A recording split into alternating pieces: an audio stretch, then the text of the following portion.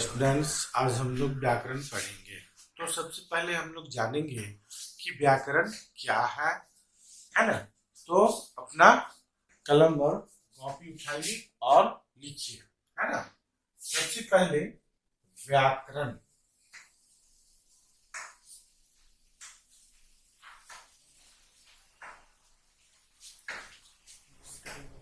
व्याकरण वह शास्त्र है जिसके द्वारा हम भाषा को शुद्ध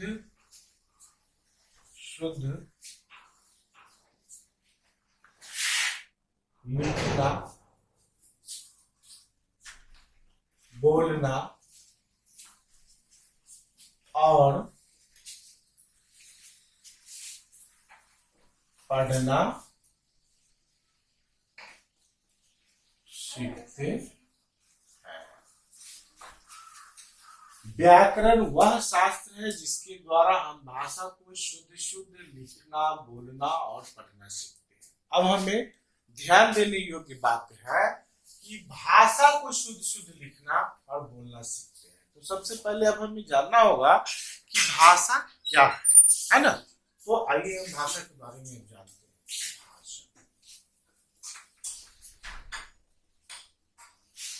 भाषा वह साधन है जिसके द्वारा हम अपने भावों एवं विचारों को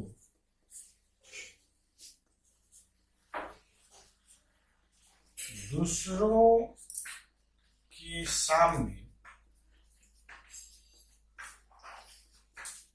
बोलकर,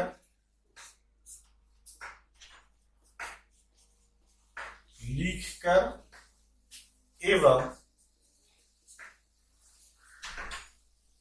संकेत के द्वारा प्रकट करते हैं तथा दूसरा व्यक्ति उसे सुनकर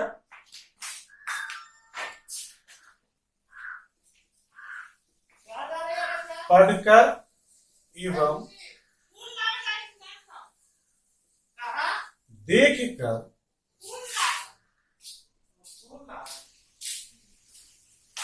समझते हैं।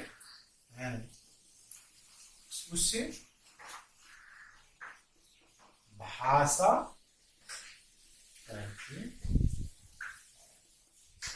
अब हम यहाँ पर समझेंगे कि भाषा वह साधन है जिसके द्वारा हम अपने भाव एवं विचारों को दूसरों के सामने प्रकट करते हैं, बोलकर, लिखकर और संकेत के द्वारा हम लोग उसको क्या करते हैं, प्रकट करते हैं। दूसरा व्यक्ति उसको सुनकर, पढ़कर और देखकर समझता है। अर्थात जिस भाषा को हम लोग बोलेंगे उसे कोई सुनकर समझेगा, जिस भाषा को हम लोग लिखेंगे उसे कोई पढ़कर समझेगा, और जिसको हम संकेत के द्वारा व्यक्त करेंगे उसे कोई व्यक्ति देखकर, हमारे संकेत को देखकर समझेगा कि हम क्या कहना चाह रहे हैं।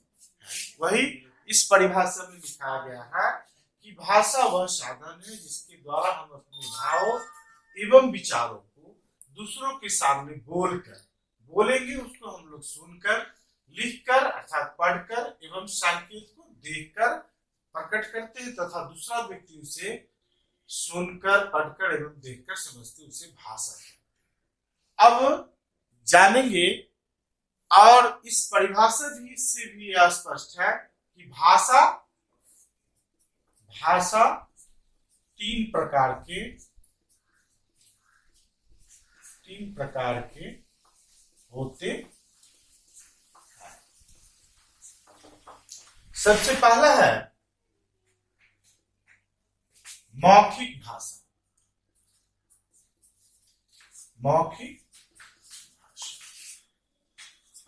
दूसरा है मेरा लिखित भाषा।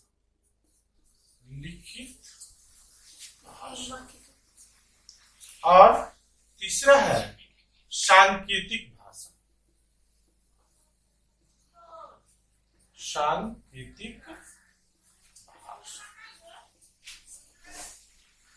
तो भाषा तीन प्रकार के होते हैं, मौखिक भाषा, लिखित भाषा और सांकेतिक भाषा। तो ये नाम से ही स्पष्ट है कि मौखिक भाषा अर्थात हम लोग बोलकर जिस अपने भाव को जब प्रकट करेंगे तो वह मौखिक भाषा होगा। जब हम लोग किसी अपने भाव में विचार को लिख कर प्रकट करेंगे तो वह लिखित भाषा होगा। और जब संकेत के द्वारा जब हम लोग अपने भाव विचारों को प्रकट करेंगे तो उसे सांकेतिक भाषा कहेंगे। अब हम लोग इसे जानेंगे विस्तृत रूप से। तो सबसे पहले हम लेते हैं मौखिक भाषा।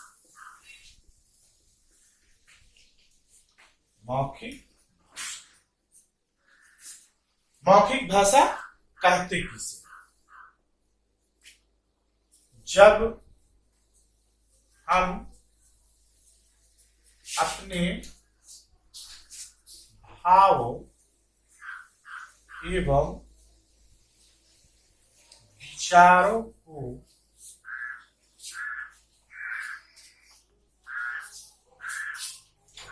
दूसरों के सामने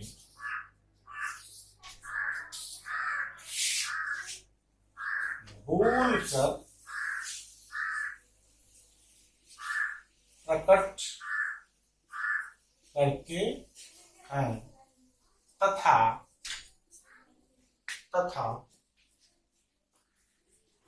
दूसरा व्यक्ति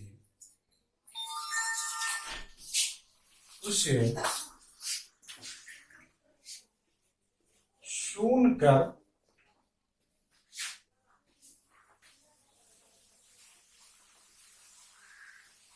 समझता है तो उसे मौखिक भाषा कहते। जैसे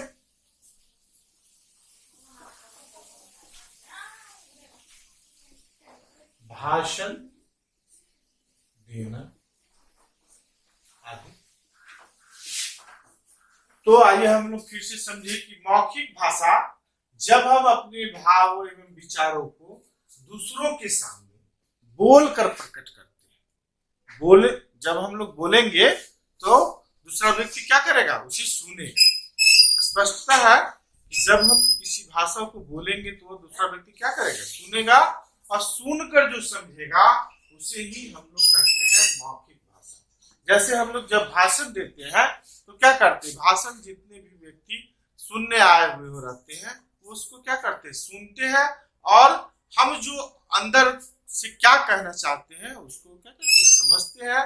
तो इस प्रकार हम लोग जानते हैं कि क्या मेरा भाव है, मेरे अंदर क्या विचार चल रहा है। तो और भी इसके एग्जाम्पल हो सकते हैं। अब पहले हम लोग पढ़ चुके हैं मौखिक भाषा, अब हम लोग पढ़ेंगे लिखित भाषा। दूसरा है लिखित भाषा।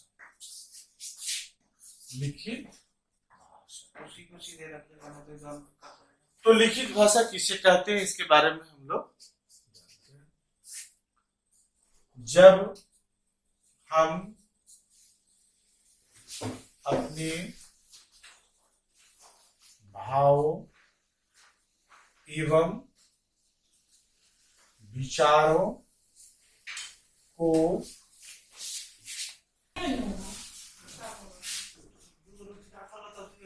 लिख कर प्रकट करते हैं तथा दूसरा व्यक्ति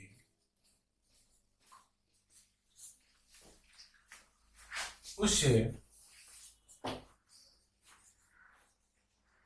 पढ़कर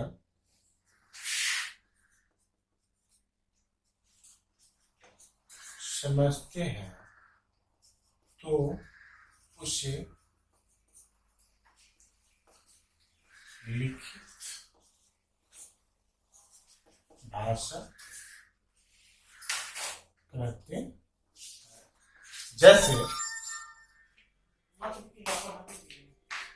जैसे पत्र लिखना, आवेदन लिखना,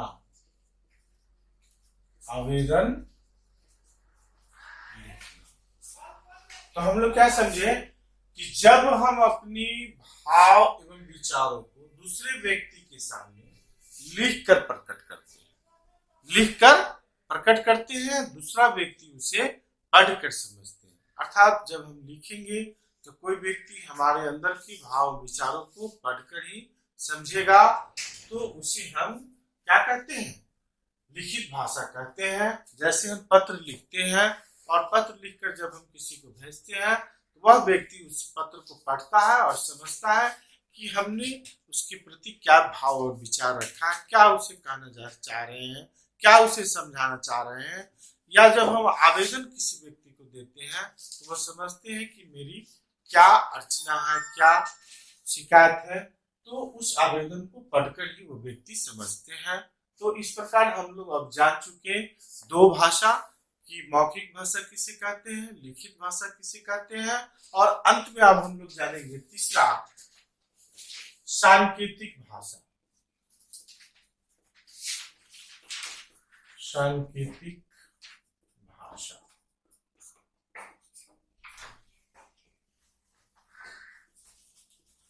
जब हम अपने भाव एवं विचारों को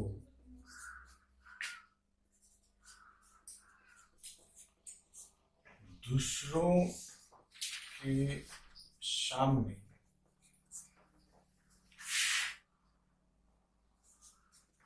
संकेत के द्वारा व्यक्त करते हैं तथा दूसरा व्यक्ति उसे देखकर समझता है तो उसे सांकेतिक भाषा कहते हैं। तो अब हम लोग ने जाना कि जब हम अपने भाव एवं विचारों को दूसरों के सामने संकेत के द्वारा व्यक्त करते हैं तथा दूसरा व्यक्ति उसे देखकर समझता है तो उसे हम लोग क्या कहते हैं? सांकेतिक भाषा कहते हैं। इस भाषा का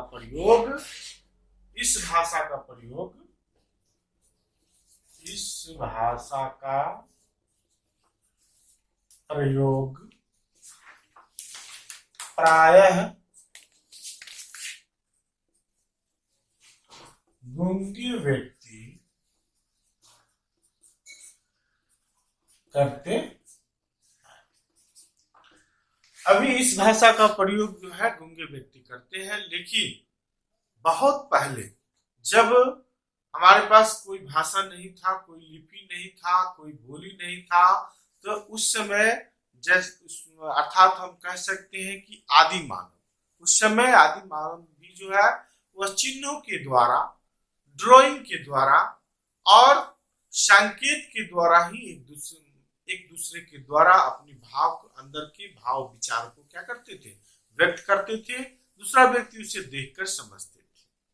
अर्थात अब हम लोग अभी तक हमने पढ़ा कि व्याकरण किसे कहते हैं, व्याकरण में क्या हम लोग करते हैं, भाषा किसे कहते हैं, भाषा कितने प्रकार के होते हैं, और भाषा के प्रकार किसे कहते हैं। तो आज यहीं तक